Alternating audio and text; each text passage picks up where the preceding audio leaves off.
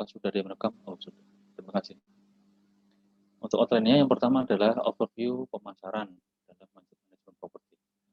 Kita nanti akan bahas kedudukan pemasaran dalam manajemen properti itu seperti apa, seberapa pentingnya. Kemudian yang kedua adalah kegiatan pemasaran dalam manajemen properti. Dan yang ketiga adalah penyusunan rencana, implementasi, dan evaluasi perencanaan pemasaran.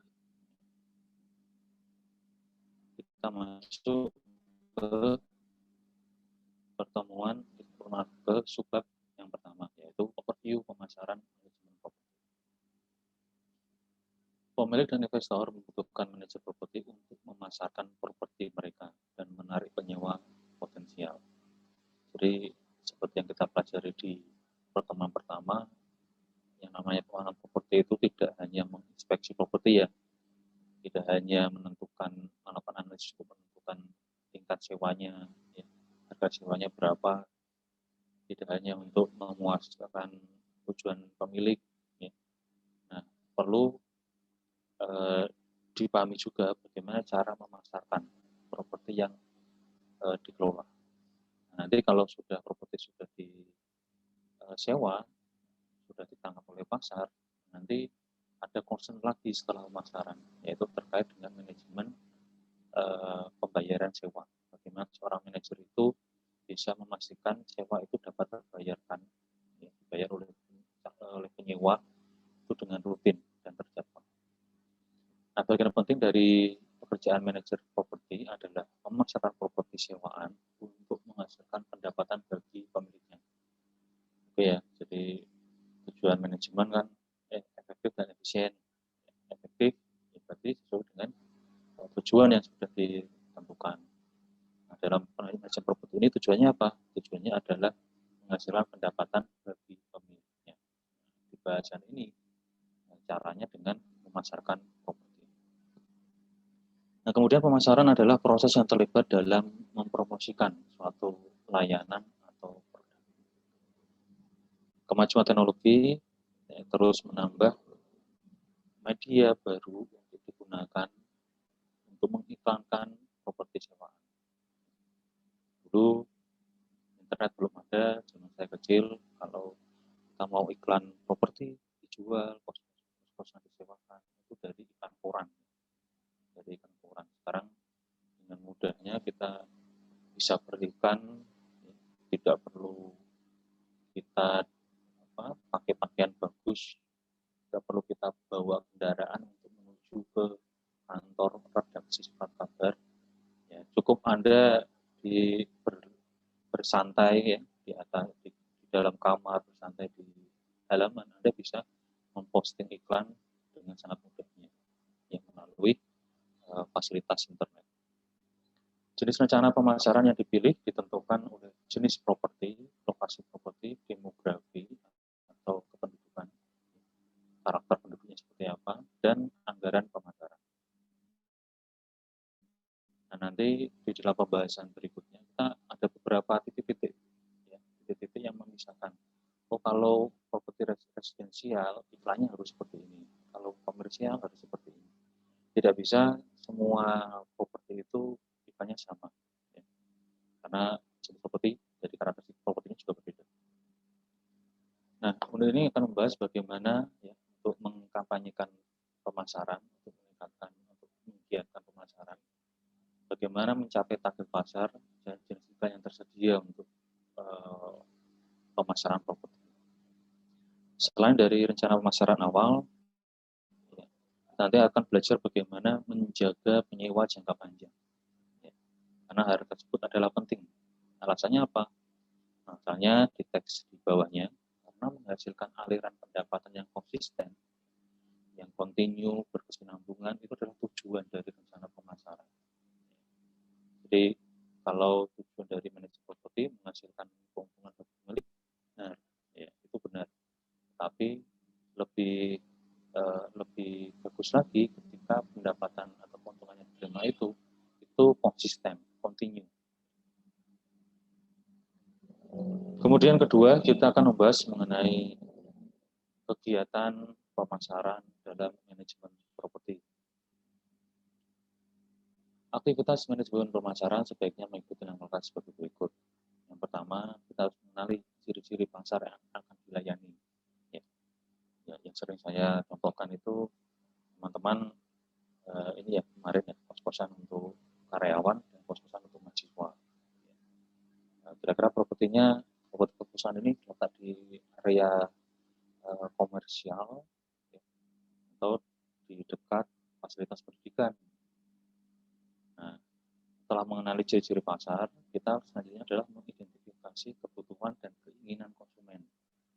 Nah, tadi setelah tahu pasar dan segmen yang kita sasar tadi, kita harus mengidentifikasi kebutuhannya. Misal kalau kos-kosan yang bekerja, mereka nggak perlu banyak fasilitas yang otomatis ya, atau fasilitas yang tersedia. Yang penting mereka bisa istirahat dengan tenang, ya paling kita akan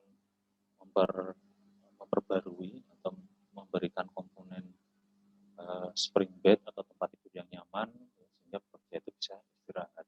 Dan kalau kerja itu pulang, mereka bisa istirahat, ya, malamnya, paginya mereka bisa bekerja dengan lebih segar. Tapi kalau pasarnya ini adalah pasarnya mahasiswa, berbeda lagi. Nah, karakter mahasiswa itu mereka membutuhkan fasilitas yang serba komplit. Karena apa? Karena mereka ingin fokus belajar. Ada AC, ya, ada spring bed, ada AC, ada lemari. Kalau laki-laki mungkin cukup ya lemarinya satu ya. Kalau mahasiswi, ya kita harus nyediain ya, lemarinya mungkin lebih dari satu. Nah, itu juga harus diidentifikasi. Kemudian mungkin kita tambahkan fasilitas laundry, ya mungkin apakah itu include dalam sewa maupun tidak. Nah, setelah mengidentifikasi, barulah kita menciptakan produk atau jasa yang dapat memenuhi kebutuhan dan keinginan pasar. Ya, tadi kita menyediakan layanan itu pada properti yang kita kelola. Nah, selain menciptakan, aktivitas selanjutnya adalah mengembangkan dan memelihara permintaan produk dan jasa.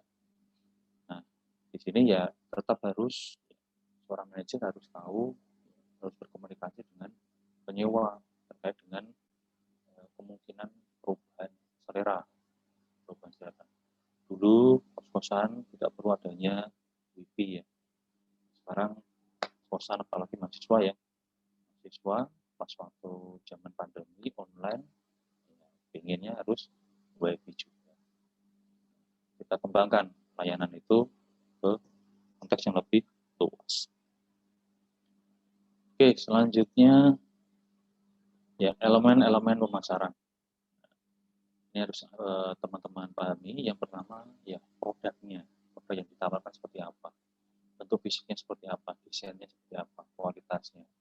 Kemudian produk itu bagaimana bisa ditransfer kepada pembeli atau kepada penyewa, yang tentunya ada harga. Nah, harga ini terkait dengan tingkat harga, terus sistem pembayarannya seperti apa, itu harus dipikirkan. Kalau beberapa kos-kosan, ya, dia mengambil sistem pembayaran yang per bulan. Tapi ini pada saat kondisi penyewa pertama kali masuk. Nah, tapi ada juga kos-kosan yang mensyaratkan bahwa sistem pembayaran harus 3 bulan pertama cash di depan, cash di muka. Atau dalam 1 tahun harus cash di muka. Itu ada juga. Nah, kemudian promosi terkait dengan tingkat iklan, promosi, penjualan, dan seterusnya. Kemudian distribusi. Nah, kalau sudah dipasarkan, dipromosikan, ya bagaimana selanjutnya kita memberikan jalur distribusinya. Distribusi atas produk yang kita pasarkan. Kemudian yang kelima adalah proses. Ini menyangkut terkait dengan pembuatan produk dan fasilitas pendukungnya.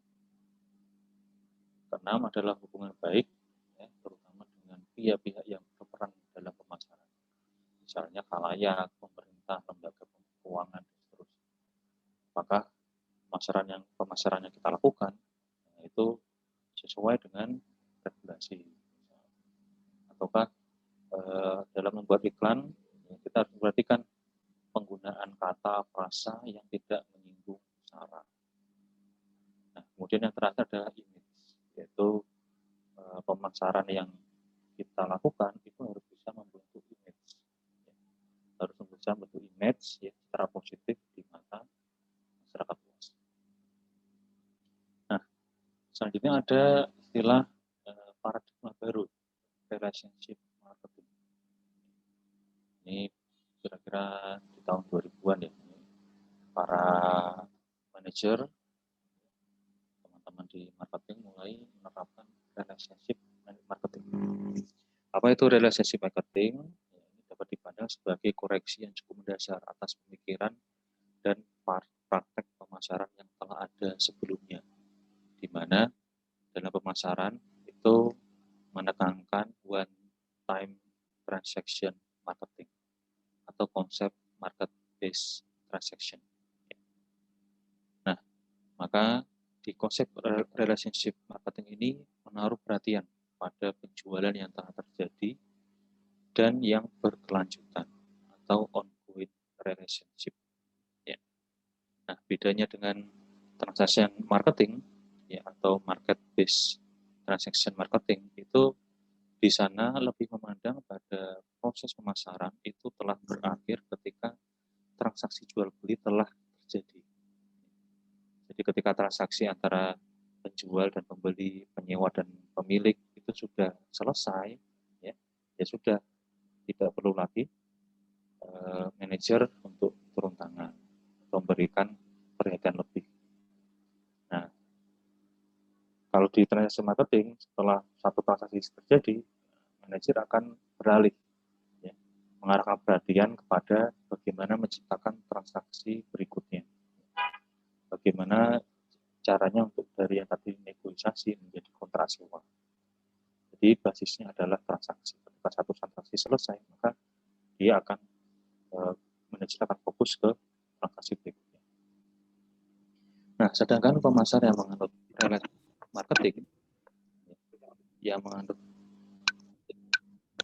relationship marketing ini memberikan perhatian terhadap transaksi yang sedang berlangsung dan memanfaatkannya sebagai dasar untuk hubungan pemasaran yang berkelanjutan di masa depan.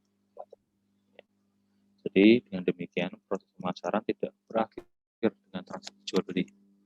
Karena untuk menjaga hubungan yang berkelanjutan di masa depan dengan pasar, ya, maka pemasar atau marketing harus dapat memberikan nilai lebih pada apa yang dikorbankan konsumen guna memberikan kepuasan konsumen. Ya, gampangnya seperti ini.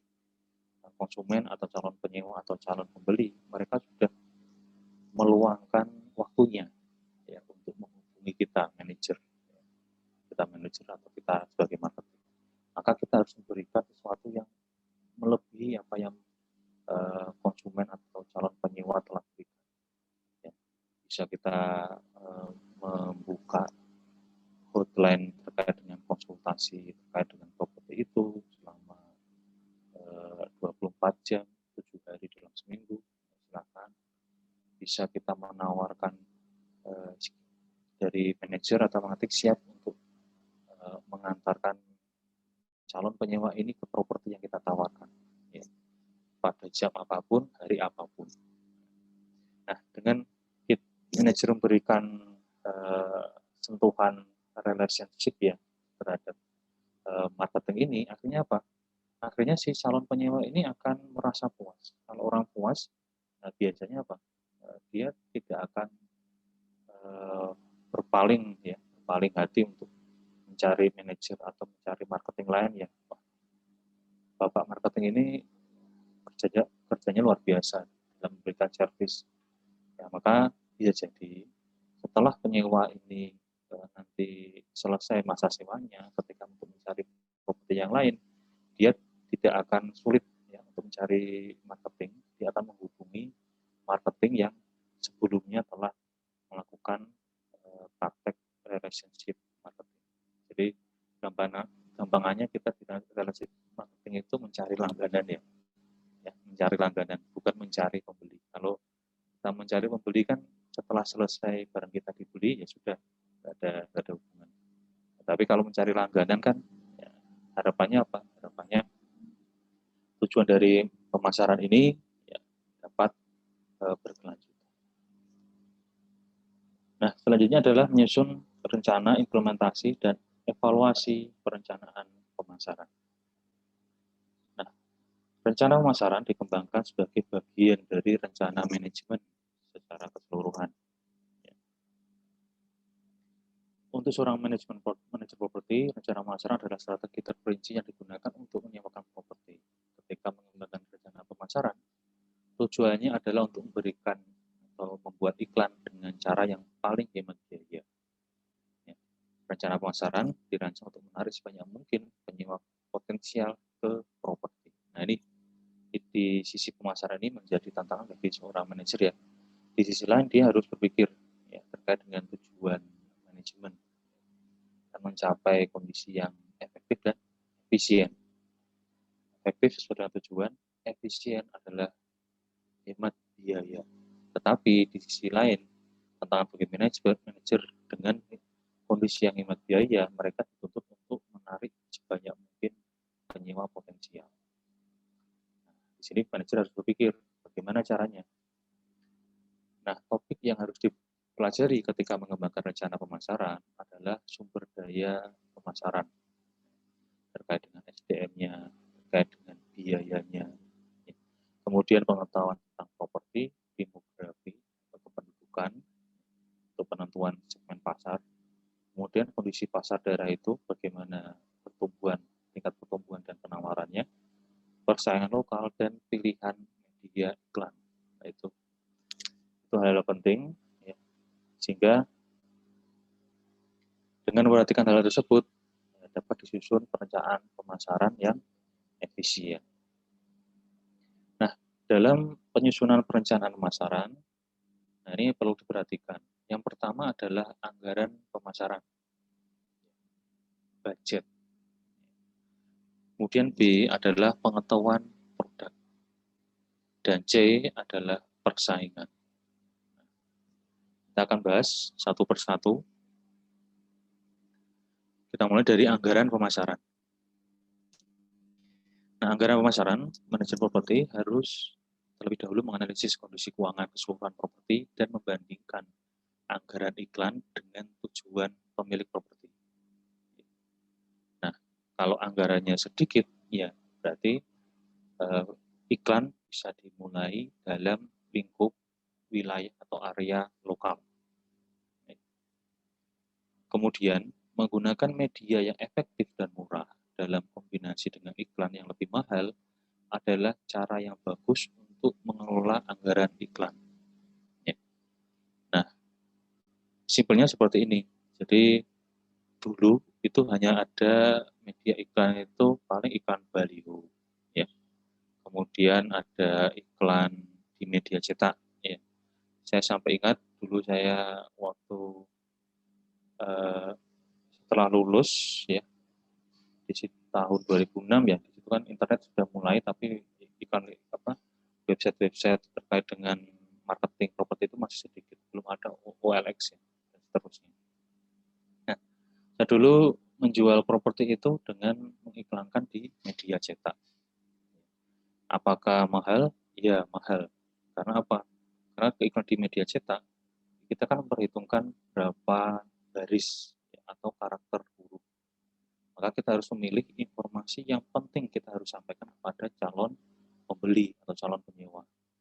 Nah, di situ kalau teman-teman masih sempat ya, kalau ada yang langganan koran, coba dibuka iklan properti di media cetak, bagaimana cara untuk memilih kata-kata atau frasa atau singkatan kata yang cocok untuk memasarkan properti.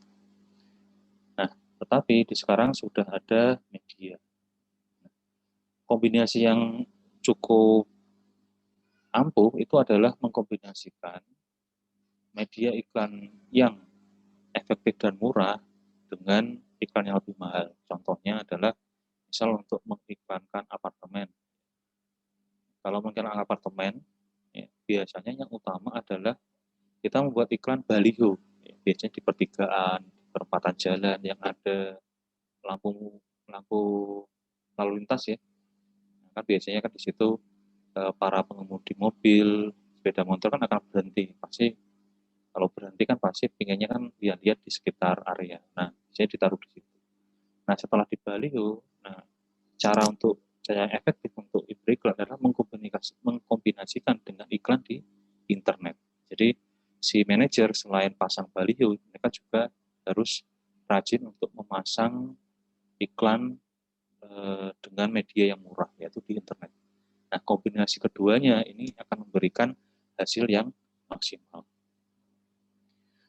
Nah, di dalam biaya iklan ini ada biaya langsung dan biaya tidak langsung.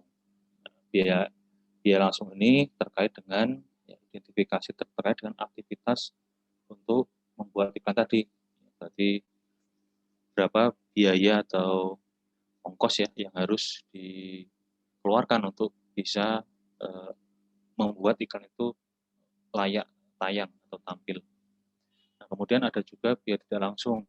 Biaya tidak langsung ini biasanya biaya-biaya penunjang yang terkait dengan kegiatan untuk membuat iklan tersebut siap tayang. Kemudian setelah biaya akhir dari rencana pemasaran ditentukan, anggaran akhir harus disiapkan. Nah, anggaran pemasaran ini biasanya disiapkan untuk 1 tahun, tetapi dapat ditinjau per 3 bulan dan direvisi bila perlu.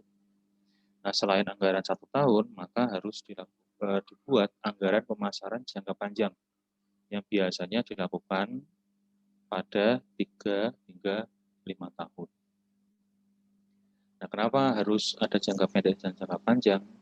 Kita harus berpikir bagaimana bisnis dari pemilik properti ini dapat tersampaikan kepada calon penyewa atau calon pembeli. Karena apa? Tujuan dari pemasaran di manajemen properti adalah untuk menghasilkan keuntungan yang kontinu atau konsisten. Nah, kedua adalah pengetahuan produk. Nah, memiliki pengetahuan tentang pasar lokal dan pasar yang akan disewakan adalah penting. Sebelum properti dipasarkan, manajer properti harus berjalan melewati atau menginspeksi properti. Jadi properti harus jalan ya, harus berputar mengelilingi objek yang properti yang dia kelola dan harus bisa mengidentifikasi adakah bagian-bagian yang perlu diperbaiki, ya, adakah bagian-bagian yang perlu ditambah. Nah, nanti terkait dengan inspeksi tadi harus dilaporkan kepada pemilik properti. Kalau pemilik properti setuju untuk melakukan penyesuaian, perbaikan, penambahan, nah, struktur harga sewa itu bisa disesuaikan dengan kondisi properti. Tetapi ketika pemilik tidak setuju dengan hasil analisis kita, ya tidak dilakukan perbaikan dan seterusnya, nah kita sebagai manajer harus menginformasikan kepada pemilik bahwa dengan kondisi properti seperti ini tidak mungkin kita pasang misalnya harga kos-kosan 1,5 juta per bulan. Ya, karena apa? Karena harga 1,5 juta, ya katakanlah contohnya itu untuk berlaku untuk kos-kosan yang di dalamnya ada AC dan kamar mandi dalam. Nah, kalau di propertinya tidak ada kamar mandi dalam, ya tentunya tidak bisa ditentukan struktur sewanya itu atau tarif sewanya itu sama dengan yang kos-kosan yang punya kamar mandi dalam. Nah, hal-hal yang diperhatikan terkait dengan pengetahuan produk itu sebagai berikut. Yang pertama adalah gambar. Nah, gambar ini merupakan daya tarik yang bagus bagi yang menarik calon penyewa. Jika gambar ini bisa diartikan sebagai image ya, image visual dari suatu properti. Kan kita produk di manajemen properti ini adalah properti yang disewakan maupun yang dijual. Nah, secara image harus bagus, ya, menarik, bersih, ya, jika dilihat dari luar. Nah, dengan melihat properti dari luar itu sudah tampak bagus, ya itu sudah memberikan impresi ya kepada si calon penyewa bahwa kondisi interiornya pasti juga akan bagus, walaupun beberapa kondisi tidak demikian. Makanya ini tips bagi teman-teman nanti mungkin punya bisnis kos-kosan, punya bisnis Anda jadi pengembang, ya, memasarkan produk rumah. Ya. Yang penting secara image, secara interior, eksterior ya, itu harus dibuat bagus dan menarik dan sesuai dengan selera masyarakat sekarang. Kalau dulu, kalau dulu orang itu cenderung membuat eksterior, ya, eksterior dari suatu bangunan itu kepada model-model yang lebih klasik. Ya, teman-teman bisa melihat bangunan dulu itu kalau dinding ya, dinding itu kan harusnya siku ya. Nah, kalau dulu itu dinding nggak dibuat siku.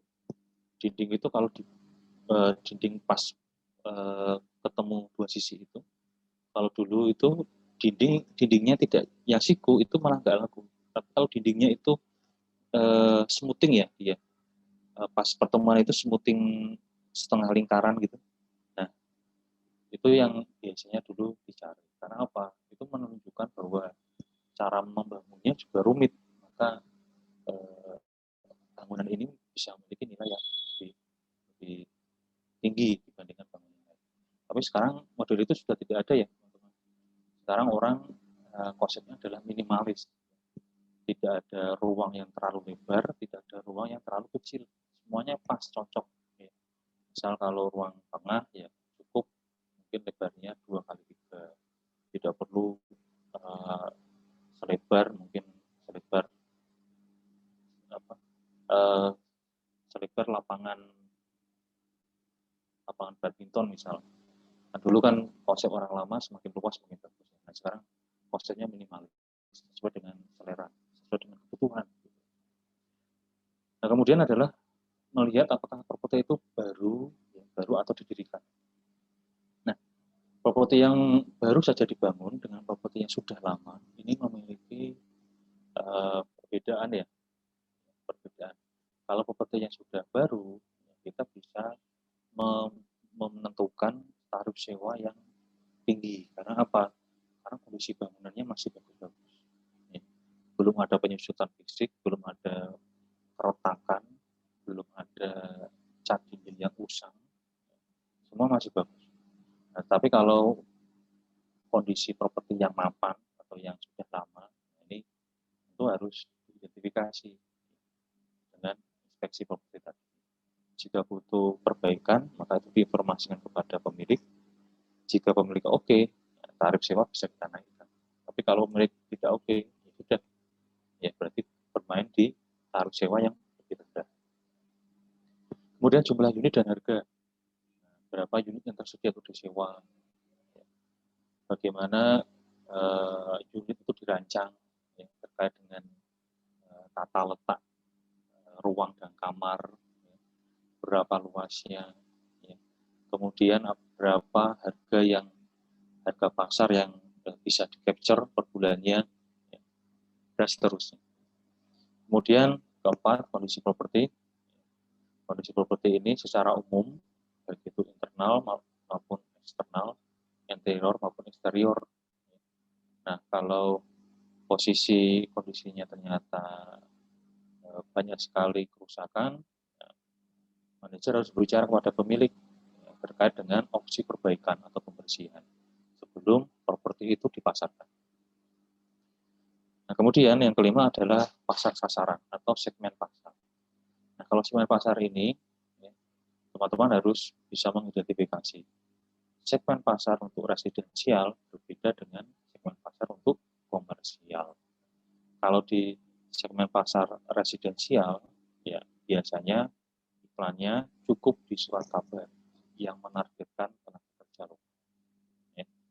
Tapi untuk yang komersial maupun industrial, nah ini biasanya dalam kita menggunakan media iklan surat kabar, itu bisa ditaruh di bagian halaman yang memuat atau bukan halaman yang membahas terkait dengan ekonomi dan bisnis. Nah, teman-teman pasti ingat ya, kalau buku Al-Quran itu, ya.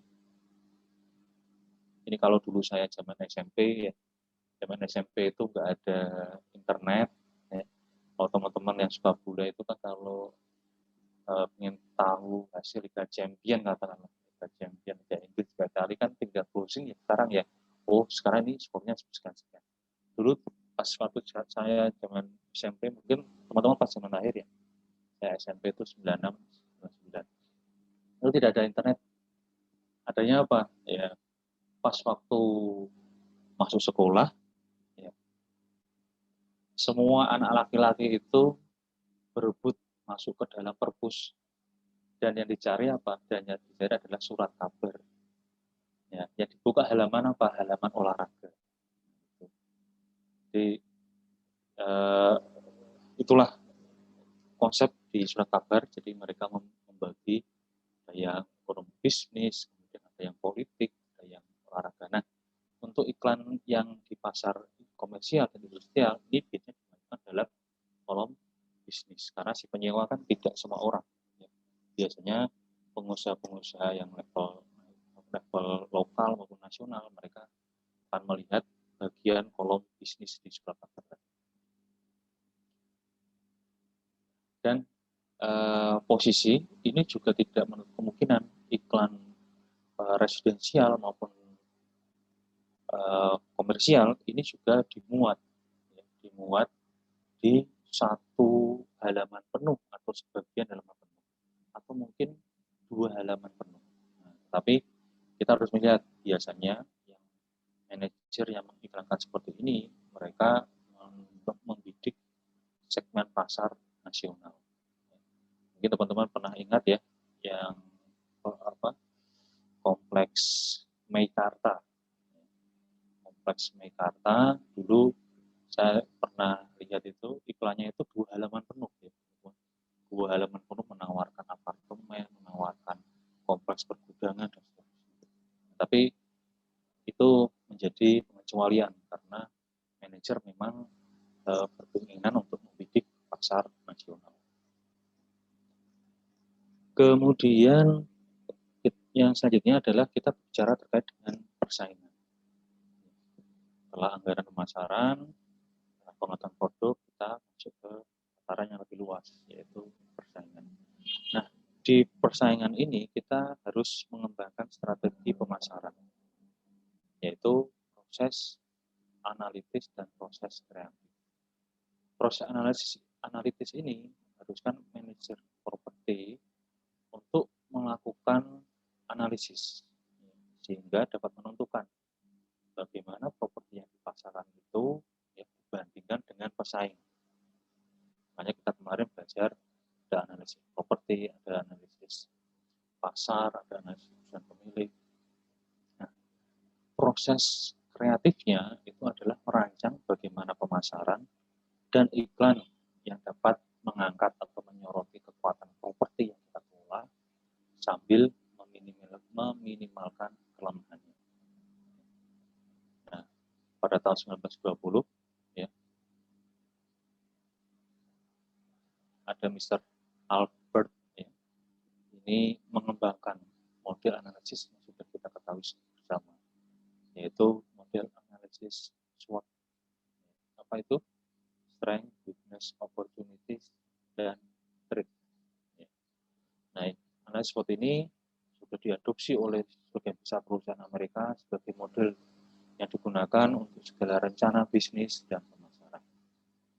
Nah, dengan mempelajari analisis SWOT, dengan buat analisis SWOT, ini kita selanjutnya dapat menentukan berapa tarif sewa yang dapat diserap oleh pasar. Nah, di SWOT ini kita membagi menjadi 2 bagian besar, yaitu yang pertama itu SW, yaitu Strength and Weakness, yaitu kekuatan dan kelemahan. Nah, kekuatan kelemahan ini bermacam-macam ya. Kalau ini disebutkan ada lokasi dan kondisi. Nah, lokasi itu bisa jadi strength, bisa jadi weakness, tergantung case by case. Nah, lokasi ini bisa menjadi strength, ya, menjadi kekuatan, itu jika lokasinya strategis. Tapi kalau lokasinya terpencil, maka itu menjadi weakness. Ya. Itu contoh-contohnya, silakan dibaca. Nah, kekuatan properti dalam analisis SWOT ini adalah fitur yang secara positif mempengaruhi daya jual properti. Jadi kalau Anda nanti ini baru D3 ya, nanti Anda akan pelajari itu kalau Anda masuk ke D3, sorry, ke S2 ya, jenjang master untuk manajemen, nanti Anda akan diajari langsung bagaimana praktek untuk menerapkan analisis SWOT ini ya, terhadap perencanaan yang Anda buat. Salah satunya kalau pemasaran untuk menentukan berapa nilai tarif sewanya. Nah, SWOT ini menjadi kekuatan positif, tapi kekuatan positif yang berasal dari internal atau berasal dari dalam properti. Oke ya. Nah, sebaliknya weakness atau kelemahan adalah fitur yang negatif yang berasal dari internal atau yang berasal dari properti. Tapi mungkin bisa diatasi tergantung pada kelemahan. Ya. Jadi strength and weakness itu berasal dari internal, dari properti. Nah, strength itu memberikan sisi positif, menguntungkan, dan weakness itu memberikan sisi negatif atau merugikan. Nah, kemudian kerangka besar kedua yaitu OT, yaitu opportunities dan threat, atau peluang dan ancaman. Nah, bedanya apa dengan strength and weakness? Ya. Opportunities dan threat ini juga memberikan pengaruh positif dan negatif, tetapi bedanya ya, opportunity dan threat ini itu atas kondisi eksternal atau kondisi di luar properti. Ya. Nah, bisa dilihat ya mungkin terkait dengan kondisi atau jumlah persaingan. Ya, kalau jumlah persaingan itu kan di luar properti ya, di luar properti. Kita bisa melihat nah, jumlah kompetitor ternyata banyak, ya berarti itu adalah threat, ya, ancaman. Tapi kalau jumlah propertinya sedikit, berarti apa? Yaitu adalah opportunity, kesempatan. Nah, sehingga ancaman ini adalah, peluang ini adalah kondisi eksternal yang menguntungkan, sedangkan threat ini adalah kondisi eksternal yang berpengaruh secara negatif terhadap properti. Oke, selanjutnya setelah perencanaan, kita mengimplementasikan perencanaan pemasaran. Nah, bagian pengumpulan informasi dari proses ini perlu, tetapi manajer harus tetap berpikir kreatif untuk mewujudkan rencana tersebut. Bagaimana cara mengimplementasikannya? Ya, manajer harus berpikir bahwa pemasaran itu kreatif. Makanya banyak ya teman-teman ya mungkin orang-orang yang kreatif itu masuknya ke marketing. Karena apa? Mereka harus berpikir out of the box ya. Berpikir di luar kelaziman yang orang sering temui. Mereka harus berpikir kreatif. Ya. Maka kalau Anda merasa Anda kreatif, ya, Anda bisa masuk ke dalam marketing. Ya.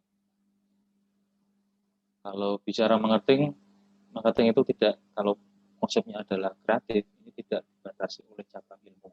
Ya, teman-teman. Teman-teman mungkin pernah saya sampaikan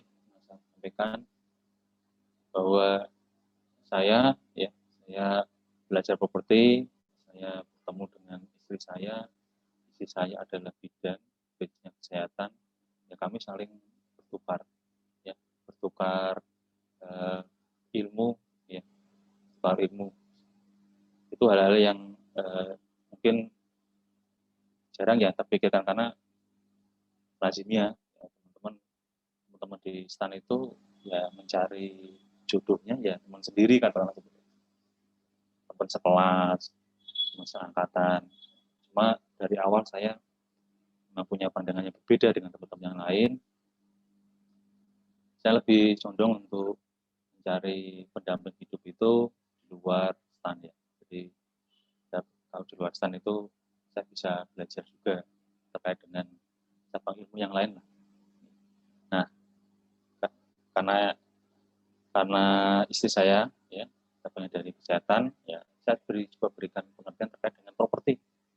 Nah, walaupun istri saya adalah basisnya adalah cabang ilmu kesehatan, tapi kalau dilihat dari karakteristik ya, karakteristik orang per orang, ya, ternyata dia itu lebih kreatif daripada saya. Nah, karena kekreatifan itu, apakah dia sekarang pada saat ini posisi masih menjadi rumah tangga, tapi istri saya juga dalam tanda kutip ya nyambi menjadi marketing properti. Ya lumayan lah kalau semisal ada satu properti yang bisa kejual, kan ada honornya ya, lumayan bisa menambah lama asap dapur. Ya, misalnya seperti itu. Jadi teman-teman silakan, marketing ini tidak terbatasi oleh cabang ilmu apa. Misal Anda belajar akuntansi, apakah saya bisa menjadi marketing? Bisa. Syaratnya apa? Anda harus kreatif. Anda harus berpikir di luar kebiasaan orang. Ya. Nah, orang-orang kreatif ini tentunya harus terbuka dengan ide-ide baru dan pemikiran yang inovatif. Nah, cara yang baik untuk mulai implementasi perencanaan ini adalah mendesain bagian pemasaran ya dengan mengembangkan strategi branding. Jadi orang mengenali logo khas dan gaya pemasaran yang terkait dengan properti tertentu. Ya. Pertahankan slogan, gaya, dan format yang sama untuk semua materi pemasaran Anda.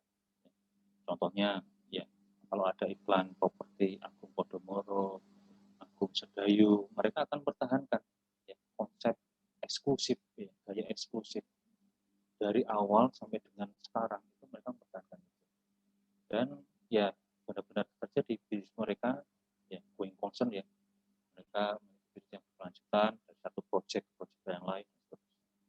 Kalau kita mau modeling strategi branding di yang non properti misalnya, mungkin teman-teman ingat ya, karena ini bulan puasa ya, saya contohkan produk teh kemasan, teh botol kemasan.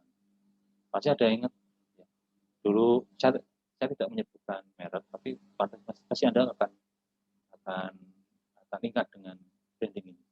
Dari dulu sampai sekarang, produk ini selalu menampilkan sosok ulat bulu, ya, produk ulat bulu ya. Dari dulu sampai sekarang, dari pertama muncul sampai sekarang, ya. Dan itu akhirnya apa? Brandingnya itu masuk ke dalam masyarakat. Jadi seperti itu. Nah, itu contoh strategi branding. Nah, sekarang teknik untuk bagaimana untuk pemasaran yang sukses. Yang pertama, kalau kita masalah properti, maka pilih fitur yang paling diinginkan dari properti. Dan gunakan foto yang kreatif untuk mempromosikannya sebagai manfaat yang unik dan eksklusif. Dulu sekitar tahun 2012, banyak klaster yang ditawarkan dengan menerapkan atau memunculkan fasilitas kolam renang, terus fasilitas yang tempat fitness dan seterusnya. Nah, silakan itu bisa dimunculkan. Karena itu yang menarik pada masa itu. Nah, tapi untuk masa sekarang, ya tentunya mungkin akan berbeda lagi. Kalau pada masa sekarang itu lebih kepada, kalau tidak salah, pada fasilitas keamanan ya 24 jam. Mungkin bisa ditaruh gambar CCTV, kemudian bisa ditaruh gambar petugas keamanan di situ. Mungkin sudah memiliki sertifikasi yang layak. Nah, kemudian sertakan testimoni dari penyewa yang puas, yang menunjukkan bahwa orang-orang itu sedang menyewa properti. Kemudian promosikan tempat-tempat menarik di properti, ya, aksesnya ke toko.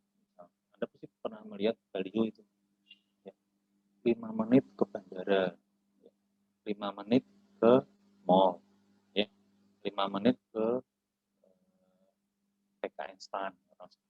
Ya betul, 5 menit. Kalau 5 menitnya kita jalan ya, jam 12 malam ya, 5 menit karena tidak ada kemacetan. Tapi itulah namanya teknik marketing ya. Teknik marketing. Nah, kemudian pastikan penyewa potensial mengetahui adanya insentif khusus atau konsesi. Nah, insentif khusus ini terkait dengan diskon. Ya. Misal ada, kalau sering kita lihat itu ya properti yang dijual, ya, ada undian mobil, ya, ada undian TV dan seterusnya. Nah, kemudian terkait dengan konsesi ini terkait dengan penyempurnaan kontrak. Jadi setelah tanda tangan kontrak, ada opsi. Misal opsinya adalah kontrak tahun kedua harganya sama dengan kontrak tahun pertama. Nah, itu akan cukup menarik ya, bagi para penyewa potensial. Nah, kemudian promosikan properti tersebut menggunakan internet dan iklan cetak. Ya, internet dan iklan cetak. Nah, ini suatu kombinasi yang cukup ampuh ya untuk menjangkau seluruh lapisan masyarakat. Nah, kemudian hal yang perlu diperhatikan dalam implementasi perencanaan pemasaran, yang pertama cara menulis iklan. Yang kedua, keanekaragaman dalam iklan, ya, macam-macam iklan. Kemudian yang ketiga adalah mengkampanyekan periklanan. Kita mau menggunakan iklan internet, iklan bergambar, kemudian iklan rujukan, atau iklan radio dan televisi. Ya, silakan. Jadi teman-teman kita akan bahas, teman-teman punya gambaran kira-kira media iklan yang paling murah itu apa, ya, yang paling yang paling memiliki potensi untuk menarik para penyewa potensial itu media apa dan seterusnya. Nah, kita mulai dari cara yang pertama, yaitu cara menulis iklan. Silakan Anda bisa memahami konsep ini. Ini sekali lagi ya, ini ilmu ya. Jangan hanya untuk mengejar akademis di mata kuliah ini, tapi bisa Anda terapkan di kegiatan yang lain. Nah, cara menulis iklan harus menarik calon penyewa ke properti.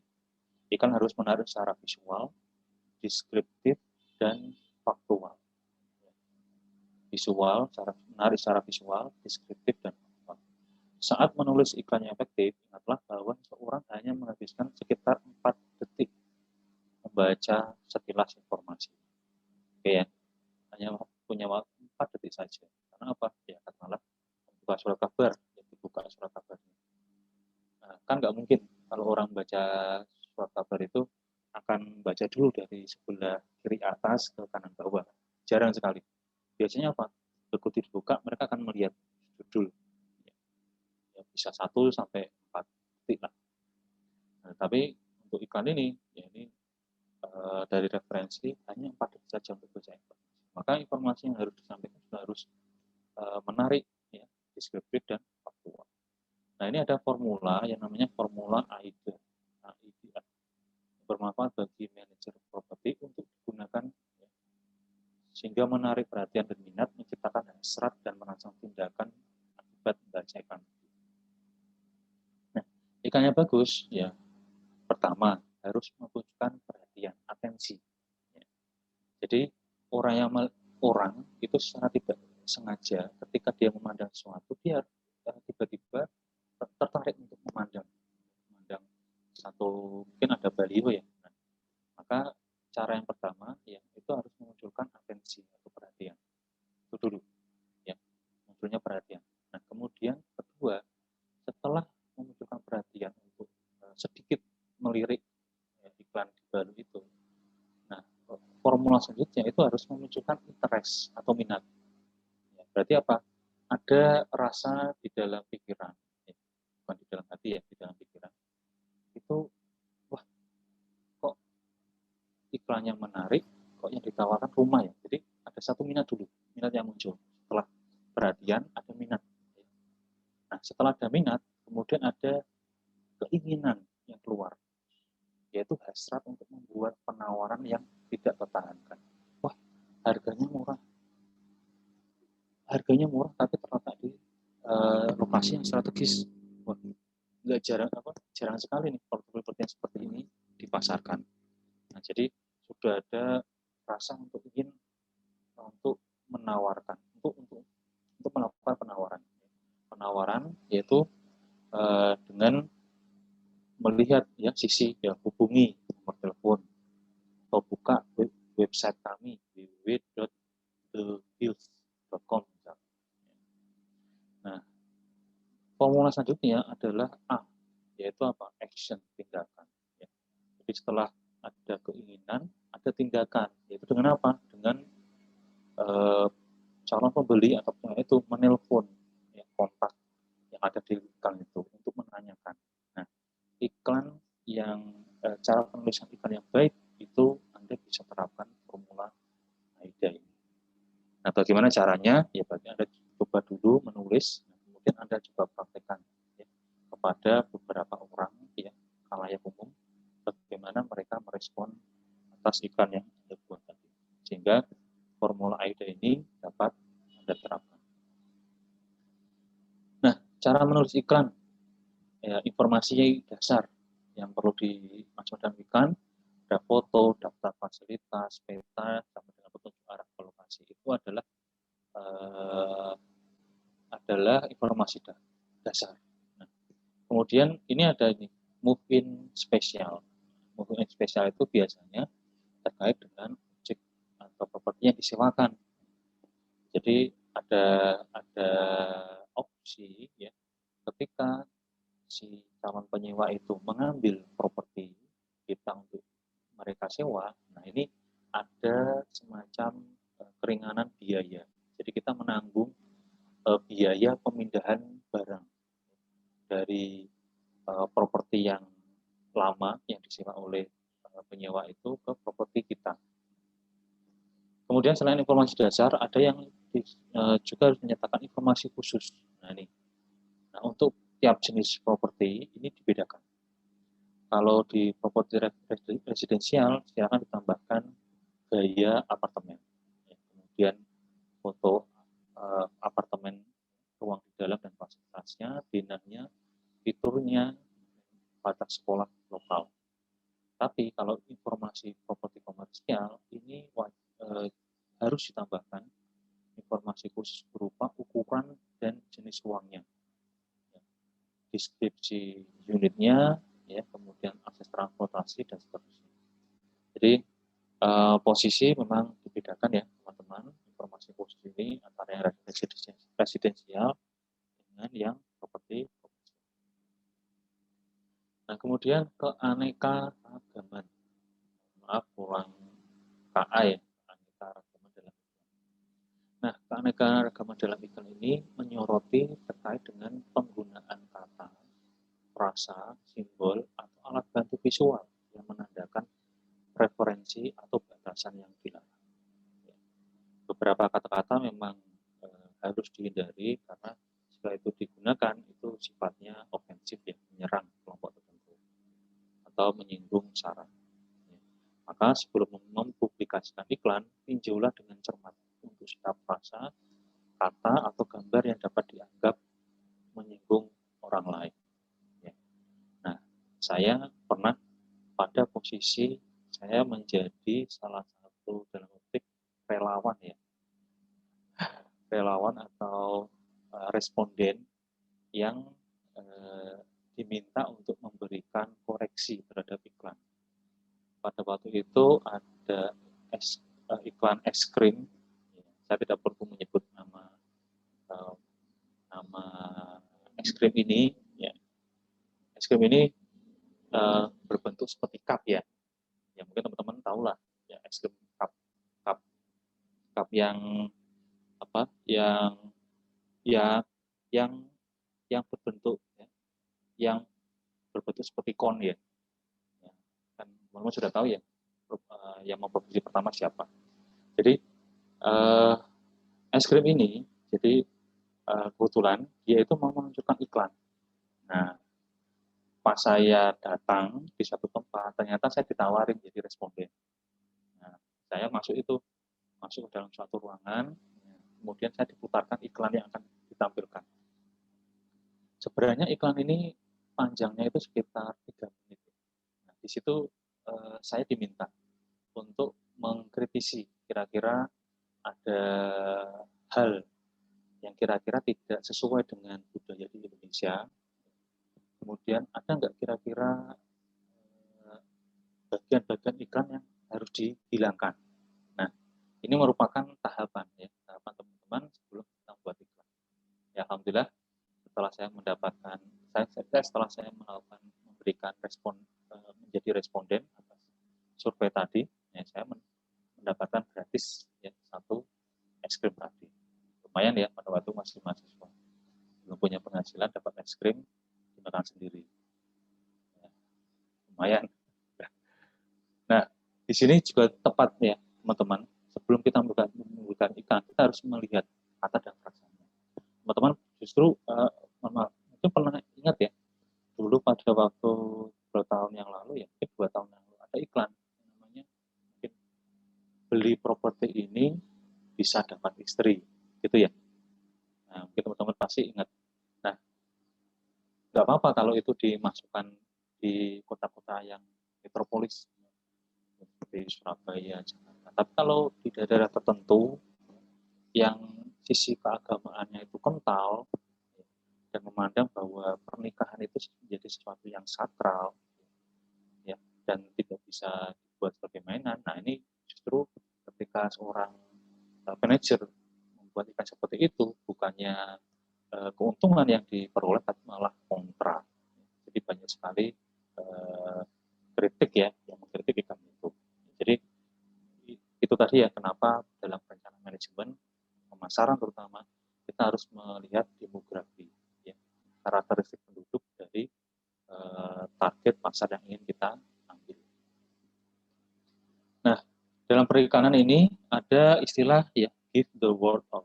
Jadi apa? Iklan itu sebenarnya hanya kata-kata, tapi bagaimana kata-kata yang berupa tulisan itu bisa terkomunikasikan. Jadi seolah-olah iklan itu bisa ngomong gitu loh. Ya. Hey, saya menawarkan rumah. Gitu. Gampangannya seperti itu. Jadi analoginya iklan itu bisa berbicara. Nah, bagaimana biar iklan itu bisa efektif ya? Ya maka ya kampanye iklan harus intensif, ya, merata dan terjadwal. Ya, bisa melalui media internet, media cetak, radio, televisi dan seterusnya. Nah, kampanye perikanan ini antara lain bisa diambil dari internet, iklan bergambar, iklan rujukan, iklan radio, dan media televisi. Kita akan bahas satu persatu. Nah, iklan internet ini biasanya ya, itu hanya orang mengakses situs web.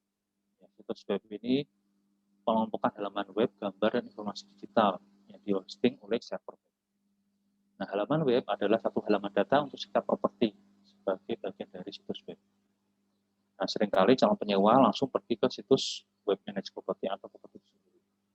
Nah, iklan internet ini yang pertama adalah properti website, yaitu situs web properti. Jadi, kalau manajer mempromosikan atau melaksanakan satu kompleks properti, ya, ada kalanya manajer akan membuat satu web khusus terkait dengan proyeknya dia. Katakanlah www.thehills.semarang.com. Berarti apa? Properti web itu memang sengaja dibuat. Mereka membeli server web ya dari luar, kemudian mereka buat itu sedemikian rupa sehingga menarik. Di dalamnya ya hanya informasi terkait dengan proyek atau perumahan yang ditawarkan. Nah, kemudian ada rental service atau situs web sewa. Ini tidak perlu saya jelaskan ya, ada OLX, ada rumah 123, rumah dijual.com, macam-macam. Kemudian ada multiple listing service atau layanan daftar beranda. Nah, ini biasanya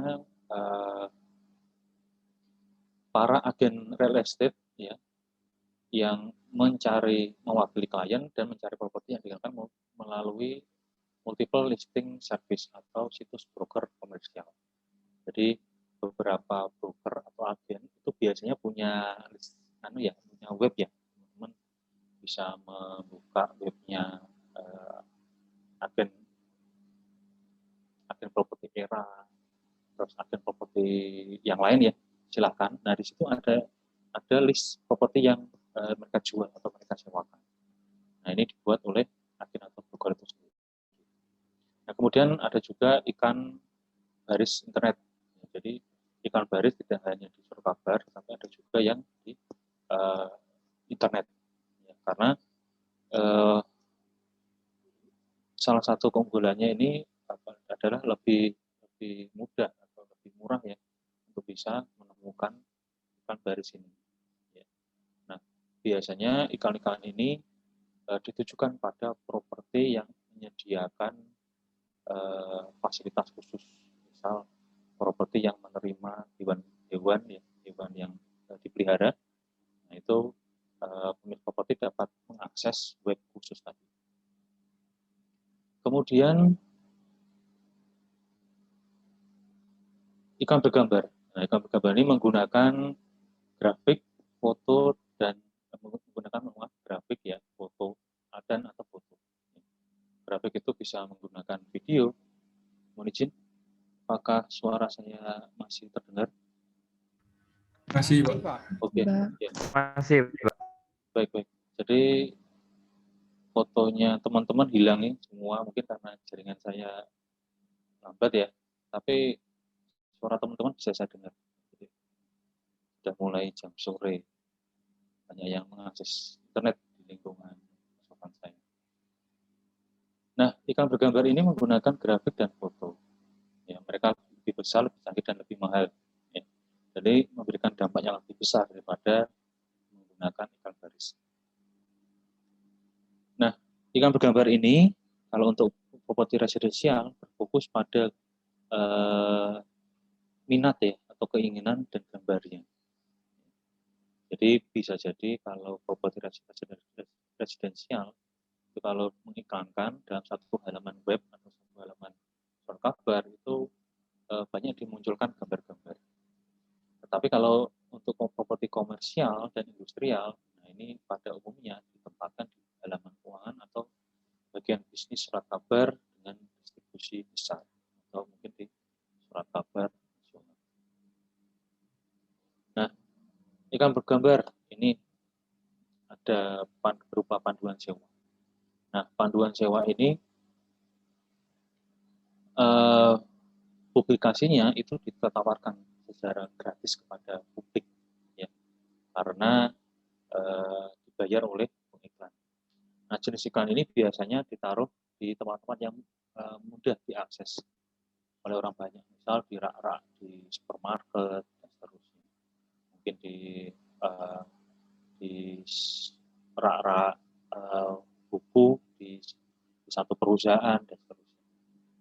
Jadi kondisi memang publikasi ini sudah bisa dalam bentuk majalah ya, yang itu sudah dibuat secara khusus oleh pengiklan. Nah, kalau panduan sewa ini lazim ya teman-teman ya kalau di luar negeri, karena mereka karena basisnya adalah selalu aktif untuk memberikan penawaran, maka model-model panduan sewa ini itu lazim digunakan.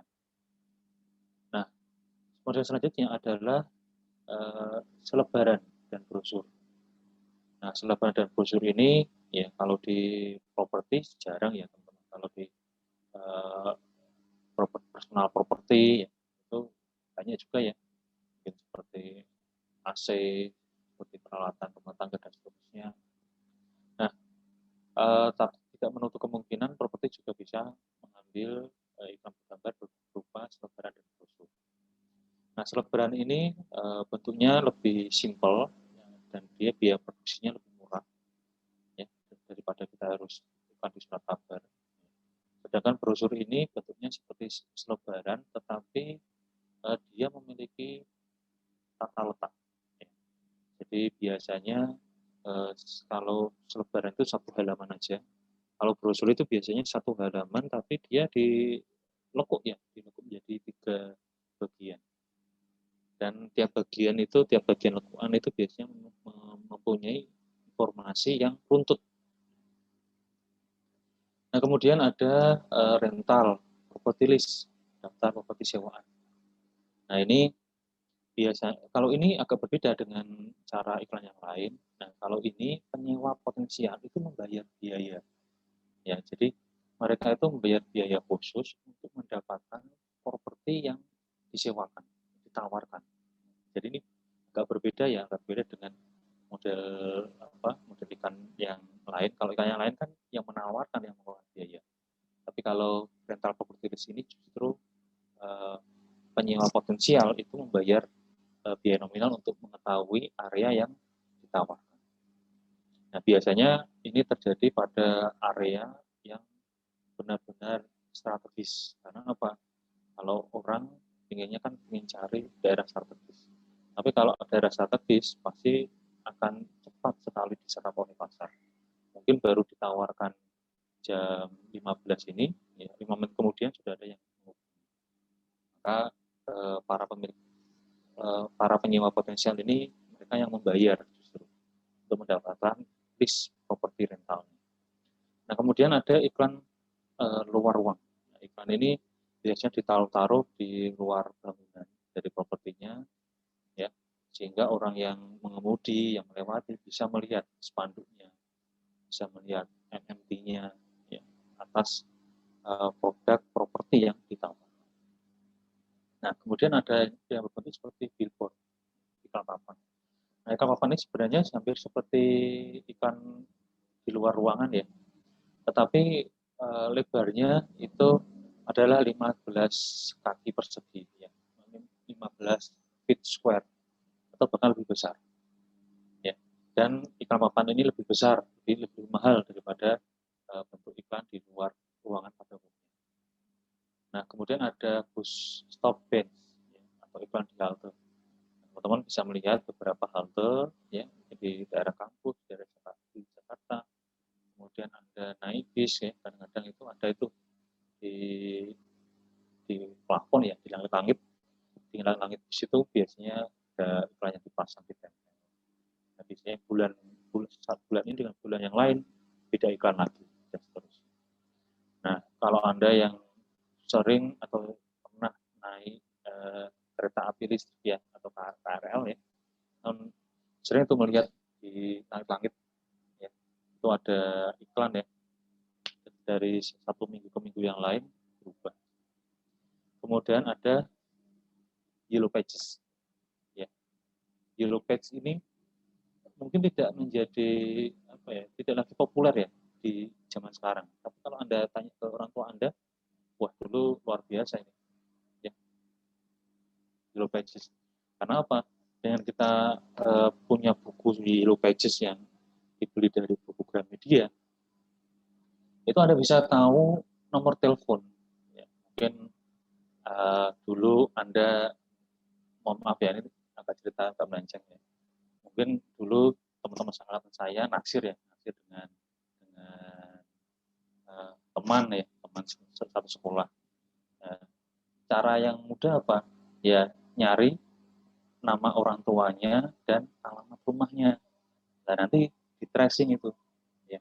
Oh, nama orang tuanya Mr. X, ya, dia tinggalnya di jalan apa. Nah, dengan modal yellow pages, ya, kita bisa menelpon, menelpon tadi, ya, teman kita yang kita taksir tadi. Gampangnya seperti itu. Nah, tetapi dengan mendapatkan yellow pages seperti ini, itu di setiap 3 atau 5 halaman itu ada iklannya, teman-teman. Baik itu iklan properti, iklan itu barang-barang rumah tangga, iklan jasa konsultan, itu ada. Coba nanti kalau teman-teman ingin lihat bentuknya seperti apa, ya silakan tanyakan ke orang tua, ya, bentuknya yellow pages ini seperti apa, ya. Memang itu halamannya warnanya kuning, ya, covernya pun warnanya kuning. Nanti coba dibuka, oh ternyata seperti ini, ya. Ternyata Anda bisa membandingkan dengan dari media iklannya. Nah, kemudian, ya, ini ada email langsung, ya. Jadi ada direct mail. Nah, direct mail ini biasanya adalah teknik agresif yang dilakukan oleh seorang manajer. Ya, mereka akan mengirimkan surat langsung, ya, pada setiap rumah. Ya. Kenapa dikirimkan ke setiap rumah? Ya, dengan mengirim ke setiap rumah, ya kan namanya bertetangga, ya, wah, ini saya kok dapat ikan seperti ini, saya kok dapat ikan seperti ini, misalnya ngobrol, ya, ibu-ibu, ya, ngobrol, nah, wah, kok sama ya saya dapat ikan seperti ini, ya. Nah, dari situ akan muncul keinginan bisa datang langsung ke properti. Coba yuk besok sama-sama kita hari Sabtu Minggu kita ke lokasi properti yang diiklankan, ya. Jadi seperti itu.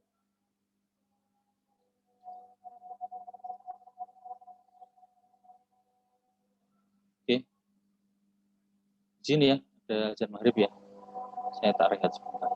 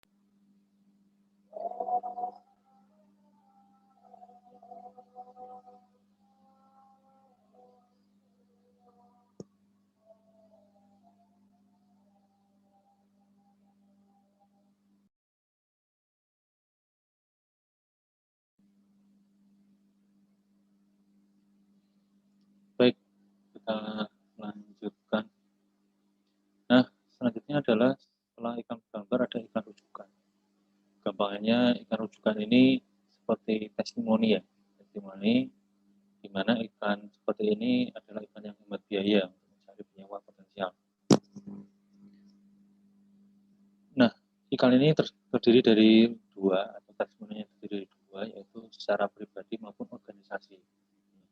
Kalau secara pribadi, ya berarti penyewa-penyewa yang sudah lama atau pernah tinggal di properti kita, itu kita mintakan untuk memberikan referensi, menyampaikan testimoni kepada penyewa potensial, ya, atau calon penyewa baru. Nah, kemudian nanti setelah biasanya kalau kita menggunakan iklan rujukan ini, nanti kita akan bertanya kepada si penyewa yang datang tadi, Pak, Bapak dapat rekomendasi ini dari siapa? Oh, dari Bapak ini yang katanya pernah menyewa di pos ini. Nanti penyewa yang lama itu kita bisa kita berikan semacam komisi ya, atau insentif ya, sebagai hasil jerih payah. Jadi konsep iklan rujukan ini bukan iklan kita pasang biaya untuk iklannya, tapi atas penyewa potensial yang tadi negosiasi kemudian akhirnya terikat kontrak, itulah baru kita bayarkan. Jadi biaya iklannya di situ. Nah, kemudian terkait dengan organisasi, nah ini berarti testimoninya ini posisinya bukan di pribadi tapi di organisasi, atau lebih tepatnya adalah agen ya, atau broker. Nah, agen ini nanti akan dilakukan testimoni ya, testimoni memberikan keterangan terhadap properti yang kita tawarkan kepada si penyewa potensial. Nah, ketika penyewa potensial itu masuk, nah, barulah si agen tadi itu kita berikan semacam insentif atau komisi. Jadi biaya iklannya di situ. Nah, kenapa hemat biaya? Karena kecenderungannya kita lebih konkret ya dalam menangkap penyewa potensial. Karena jika penyewa potensial itu tanda tangan kontrak, ya barulah itu masuk. Kita keluarkan biaya. Ya mohon maaf ya, ini memang kos-kosan saya terletak di kampungan dan penduduk. Jadi ya biasalah kalau anak-anak muda, dan ya mungkin teman-teman ada juga yang baru mengalami. Kalau naik motor, ya kan naik motor pinginnya dilihat ya. Jadi kalau anak muda itu bukan pinginnya selamat, tapi pinginnya dilihat. Bagaimana cara melihat? Ya itu iklannya. Ya, dengan pasang knalpot khusus yang menarik minat. Kan berarti itu sudah menerapkan formula AIDA. Formula AIDA. Cuma hanya yang terakhir, actionnya itu bukan positif, tapi negatif. Yaitu apa? Ya yang mendengarkan ya akhirnya agak marah ya, misum-misum ya, kalau orang Jawa bilang. Itu konsep AIDA yang satu, konsep AIDA di sekeliling kita yang simpel saja. Ya baik teman-teman, kita lanjutkan ya. Nah, yang terakhir adalah iklan radio atau media televisi. Nah, iklan ini sangat cocok untuk kompleks yang baru dibangun ya, atau kompleks besar dengan tingkat kekosongan terus menerus. Karena ini menjadi tantangan ya. Kalau kita menawarkan kompleks yang baru, kan semua unit kan masih baru. Semua unit sudah tersedia, tapi belum terserap oleh pasar, sehingga tingkat kekosongannya tinggi. Nah, maka ya manajer bisa mengambil pilihan iklan ini, tetapi ya konsekuensinya harus mengeluarkan anggaran besar ya, dalam menggunakan metode iklan ini. Nah, radio itu secara khusus menargetkan pasar yang sempit. Kenapa sempit? Ya, mungkin posisinya belum seperti radio sekarang ya. Kalau radio sekarang kan ada yang di streaming ya, radio dengan merek itu, ya itu sekarang sudah bisa di streaming, tapi dulu belum ada. Nah, Anda bisa ini aja, bisa buktikan. Anda melakukan perjalanan antar kota, misalnya dari Semarang ke Jogja. Ya. Nah, frekuensi stasiun radio yang Anda pilih di Semarang, ya nanti bisa jadi di Jogja itu sudah nggak jelas, ya suaranya semut, atau mungkin sudah dipakai oleh stasiun radio yang lain. Jadi ini menunjukkan bahwa pasar yang di-capture itu pasar yang sempit, lokal gitu, wilayah. Kemudian kita harus meneliti dahulu stasiun radio mana yang untuk menentukan stasiun mana yang mencapai target pasar Anda. Nah, ini biasanya kalau iklan radio, pendengar itu dapat bisa memberikan perhatian itu dalam waktu 5 detik pertama. Makanya Anda bisa pahami, Anda bisa memaklumi biasanya di 5 detik pertama itu percakapan yang ada di iklan properti yang ada di radio pasti percakapan yang agak unik ya, atau tidak seperti biasanya, agak ya entah dengan menggunakan bahasa gaul atau bahasa apa. Jadi belum formal. Nah, nanti setelah 5 detik itu baru nanti ada suara yang menjelaskan, oh ini properti ini terletak di sini 5 menit dari bandara. Tapi 5 detik yang pertama itu menentukan, karena itu yang menentukan minat dari pendengar iklannya. Nah, kemudian biaya iklan di TV, nah ini juga beda. Ini lebih mahal lagi, apalagi yang di prime time. Ya. Nah, teman-teman mungkin yang suka nonton sinetron yang lagi hits itu, ya, dan sekarang modelnya kan iklannya tidak dipotong, ya, tetapi di salah satu peralihan antara adegan, ya, antara scene 1 dengan scene 2, kan biasanya ditambahkan scene yang menunjukkan area jalan raya, gitu. Nah, area jalan raya itu nanti ada balihonya ya. Nah, kemudian di baliho itu kan ditaruh apa, iklan. Nah, sekarang modelnya seperti itu. Ya, karena penonton sinetron, ya, apalagi sinetron itu sangat kecewa jika pas waktu 5 menit baru tayang kok udah dipotong sekian lagi, maka strategi iklannya itu dimasukkan di dalam salah satu scene atau adegan. Nah, ini lebih mahal apalagi di prime time. Nah, tetapi televisi ini juga menawarkan beberapa opsi iklan biaya rendah. Ya, misalnya, ya teman-teman pasti melihat kalau di acara olahraga itu biasanya layar yang utama itu agak mengecil ya, kemudian ada iklan. Jadi tidak perlu mengganggu jalannya acara, tapi bisa tetap dimunculkan. Atau dimunculkan pada saat waktu yang bukan prime time, itu juga bisa. Nah, yang terakhir adalah evaluasi perencanaan pemasaran. Iklan sekali lagi adalah item yang membutuhkan anggaran besar. Nah, maka perlu untuk menentukan aktivitas rencana pemasaran. Yang penting untuk melacak semua biaya pemasaran dan iklannya. Nah, ini harus dilihat ya. Jadi biasanya evaluasinya dilakukan triwulan sekali. Pada saat triwulan pertama kita melempar iklan, bagaimana respon pasar. Kalau ternyata responnya masih sedikit, nah bisa jadi ya ada yang kurang tepat, entah pilihan media iklannya atau terkait dengan bahasa iklannya dan seterusnya. Itu bisa menjadi evaluasi. Karena kita belajar manajemen ya, konsep PWAJ itu harus dipahami. Nah, kemudian kita bisa melakukan evaluasi dengan memasang perangkat lunak, ya, yang membantu manajer untuk melacak bagaimana orang menemukan informasi tentang properti tersebut. Dulu perangkat ini tidak mahal atau tidak sulit ya kita pakai, ya. Karena apa? Dulu perangkat ini sangat sulit untuk kita pakai, tapi sekarang tidak. Nah, perangkat ini contohnya adalah, nah kalau Anda lihat di OLX kan ada tulisan itu, dilihat berapa orang, ya.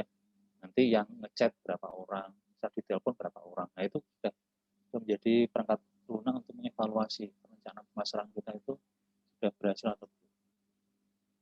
Nah, kemudian ada satu teknik ya, yaitu kita bisa menghitung rasio konversi. Rasio konversi itu adalah jumlah prospek ya yang mengunjungi properti sewaan dibandingkan dengan jumlah yang benar-benar menandatangani sewa. Makanya teman-teman, kalau teman-teman pas ya modal nekat aja ingin tahu properti itu seperti apa sih, ya datang aja ke salah satu kantor pemasaran yang miliknya pengembang atau developer yang menawarkan rumah yang dijual. Nah, di situ biasanya kalau Anda nanti ngobrol-ngobrol dengan pentingnya sebelum pulang nanti Anda akan disuruh untuk mengisi buku tamu. Ya kayak model kalau Anda datang ke acara resepsi ya, mengisi buku tamu, nama Anda siapa, alamatnya Anda siapa, nomor WA, dan teleponnya berapa. Anda tulis di situ. Nah, ini sebenarnya adalah teknik untuk mengevaluasi terkait dengan pemasaran. Nah, nanti akan dibandingkan ya dari yang datang, yang tadi hanya konsultasi, lihat propertinya, dengan berapa jumlah yang benar-benar melakukan negosiasi sampai kontrak sewa atau sampai akad jual beli itu berapa dibandingkan. Nah, ini akan menjadi yang namanya rasio konversi. Nah, semakin besar rasio konversi ya tentunya berarti perencanaan pemasaran kita itu efektif ya dan efisien di lapangan. Jadi itu salah satu atau beberapa teknik terkait dengan evaluasi rencana pemasaran. Oke, baik, untuk menutup saya sampaikan quote ya untuk hari ini dari Ahmad Dahlan. Kebenaran suatu hal tidaklah ditentukan oleh berapa banyaknya orang yang mempercayainya. Silakan Anda terapkan dalam kehidupan saat ini, kehidupan Anda yang lalu. Contohnya misal kebenaran atas pentingnya kejujuran. Yang namanya jujur sekarang itu bukan suatu hal yang populer ya. Kalau kita jujur, ya kadang-kadang hancur gitu ya. Karena kan kalau kita jujur, nanti kita harus bayar sesuai dengan yang ditentukan di peraturan. Tetapi kalau kita berbohong, kan, ya, entah kita melakukan suap dengan aparat dan seterusnya, justru biayanya lebih murah. Nah, ini kondisi sekarang yang teman-teman harus pahami. Ya. Jadi saya pesan teman-teman harus menjaga kejujuran ya, dimanapun Anda berada, di situasi apapun yang Anda hadapi. Yang namanya kejujuran itu yang pasti yang pertama itu membawa kebaikan. Ya. Kemudian yang kedua itu membawa kemanfaatan. Ya. Jadi asalkan Anda jujur untuk mencapai dua hal tersebut, silakan Anda terapkan, Anda tanamkan. Ya. Nanti Anda sudah keluarga, silakan Anda tanamkan. Oke, baik. Seperti itu, teman-teman, terkait dengan pertemuan kelima ini. Mohon maaf bila ada salah kata, pemilihan kata yang kurang berkenan. Kemudian kendala jaringan yang kurang lancar bila mana terjadi semacam tadi. Saya mohon maaf. Terima kasih atas perhatiannya. Kita langsung lanjut ke forum diskusi di Google Classroom. Silakan Anda aktif ya di sana, karena kita tidak tahu hasil ujian nanti UAS apa. Itu akan membantu pada kondisi penting ya. Kurang 0,01 aja harusnya bisa dapat A. Tapi karena saya dulu memilih tidak aktif di diskusi, nilai saya malah tidak keangkat penilaian kata-kata seperti itu. Oke, terima kasih atas perhatian teman-teman. Insya Allah kita bertemu kembali di pertemuan ke-6 Sabtu besok. Selamat siang, selamat sore. Assalamualaikum warahmatullahi wabarakatuh. Waalaikumsalam warahmatullahi wabarakatuh. Terima kasih, Pak. Waalaikumsalam warahmatullahi wabarakatuh. Selamat siang, Pak. Terima kasih, Pak. Terima kasih, Pak. Teman.